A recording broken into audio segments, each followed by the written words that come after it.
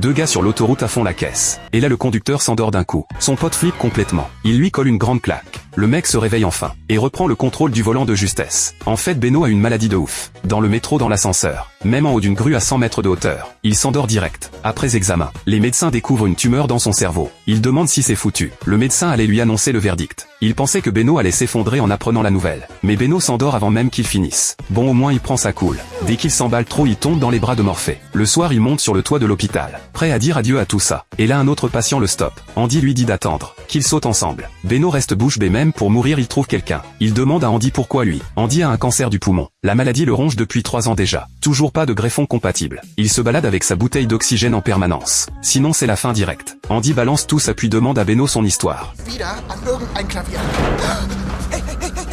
Et voilà, les deux oublient complètement de sauter. Le lendemain, Beno passe devant l'entrepôt de l'hôpital. Il voit des tonnes de colis entassés. Le gardien lui explique. Ce sont des commandes de patients condamnés, qui ont cramé leur carte de crédit avant de partir. Beno entend ça et une idée lui vient. Il court retrouver Andy, et lui explique qu'ils sont foutus de toute façon. Autant se faire un gros crédit et profiter. Andy accepte étonnamment. Les deux débarquent à la banque. Le directeur ne se méfie pas et accorde le prêt. Andy signe et ils attendent juste le virement. Mais Andy fait une crise d'hypoxie subitement. Ils sont obligés de se tirer en vitesse. Sur le chemin, Beno repère un autre plan. Il s'arrête devant un centre commercial avec 0 apport à l'entrée. Très vite, les deux font un shopping de dingue. Ils prennent tout ce qui coûte cher, repartent avec un camion rempli de marchandises, et revendent tout pour se faire du cash. Ensuite, ils trouvent une boutique de luxe, prennent 2 bagues en or à 1 million pièces en plusieurs fois, les revendent direct à un revendeur. Avec l'argent récupéré, ils louent une belle voiture, et vont la vendre au marché noir dans la foulée. Résultat, 2 sacs bourrés de billets. Ils repartent s'acheter une voiture de sport, et la lancent à fond sur l'autoroute. C'est là qu'on comprend la scène du début. Après cette journée de folie, Beno achète une poupée et va chez son ex, pour voir sa fille une dernière fois. Mais sa belle-mère lui dit que son ex est parti en Afrique avec la gamine, et lâche le chien pour le virer. Beno n'a plus qu'à retrouver Andy, pour partager le fric. Mais Andy dit que c'est son crédit qui a tout financé. Hors de question de partager, à moins que Beno l'emmène avec lui. Beno n'a pas le choix, il accepte. Il charge une valise entière de bouteilles d'oxygène, et file à l'aéroport. Beno sait pas où aller en Afrique. Il dit à Andy de pointer un endroit au hasard sur la carte. Voilà, la destination est choisie. Il monte dans l'avion pour l'Afrique, avec un aller simple seulement. Le retour, c'est un flingue prévu pour se suicider. En Afrique, ils achètent un camping-car. En route, Beno veut goûter des spécialités locales. Andy lui dit de pas manger n'importe quoi. Beno s'en fout et insiste. Et bien sûr, à mi-chemin, il peut plus se retenir.